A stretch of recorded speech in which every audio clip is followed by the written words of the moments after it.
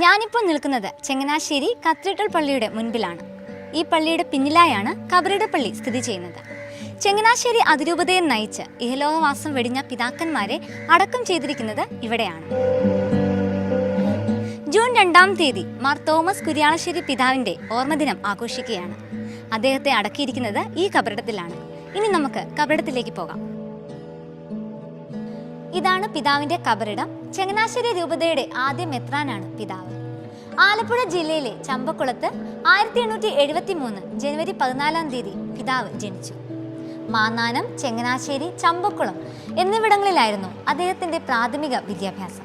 സ്കൂളിൽ പഠിക്കുമ്പോൾ തന്നെ കൊച്ചു പുണ്യാളൻ, ഉണർവുള്ള യുവാവ് എന്നിങ്ങനെയുള്ള അപരനാമങ്ങൾ സഹപാഠികളിൽ നിന്നും അധ്യാപകരിൽ നിന്നും നേടുവാൻ അദ്ദേഹത്തിന് കഴിഞ്ഞിരുന്നു. പിന്നീട് വൈദിക പഠനത്തിനായി അദ്ദേഹം റോമിലെത്തുകയും 1899 മെയ് 27-ാം തീയതി പൗരോഹിത്യം സ്വീകരിച്ച് അഭിഷേകത്തിനായി തിരിച്ച് നാട്ടിലെത്തുകയും ചെയ്തു. സമൂഹത്തിന്റെ അടിത്തറയായ കുടുംബങ്ങളെക്കുറിച്ച് ഏറെ ശ്രദ്ധാലുവായിരുന്നു അഭിമന്യ പിതാവ്. ജനത്തിന്റെ ആത്മീയ ഉന്നമനത്തിനും സംസ്കാരത്തിനും വിദ്യാഭ്യാസത്തെ പോലെ ഉപകരിക്കുന്ന മറ്റൊരു ഉപാധി വേറെയില്ലെന്ന് പിതാവ് കണ്ടെത്തിയിരുന്നു. രൂപതയുടെ വിവിധ സ്ഥലങ്ങളിൽ ഇംഗ്ലീഷ്, മലയാളം സ്കൂളുകൾ സ്ഥാപിക്കുകയും കുട്ടികൾക്ക്, പ്രത്യേകിച്ച് പെൺകുട്ടികൾക്ക് വിദ്യാഭ്യാസത്തിന്റെ ആവശ്യകതയെക്കുറിച്ച് വ്യക്തമാക്കി കൊടുക്കാനും പിതാവ് മറന്നില്ല.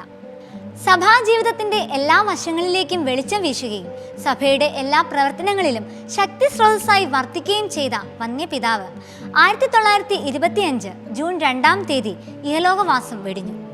അദ്ദേഹത്തിന്റെ ജീവിത വിശുദ്ധി അനുഭവിച്ചറിഞ്ഞ അല്ലെങ്കിൽ തിരിച്ചറിഞ്ഞ ജനങ്ങൾ അന്നു മുതൽ അദ്ദേഹത്തിന്റെ മാധ്യസ്ഥം തേടുകയായിരുന്നു.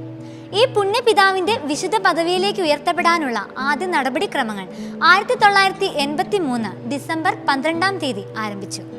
1985 ജനുവരി 25-ാം തീയതി ദേവദാസനായി ഉയർത്തപ്പെടുകയും 2011 ഏപ്രിൽ 2-ാം തീയതി ധന്യനായി പ്രഖ്യാപിക്കുകയും ചെയ്തു.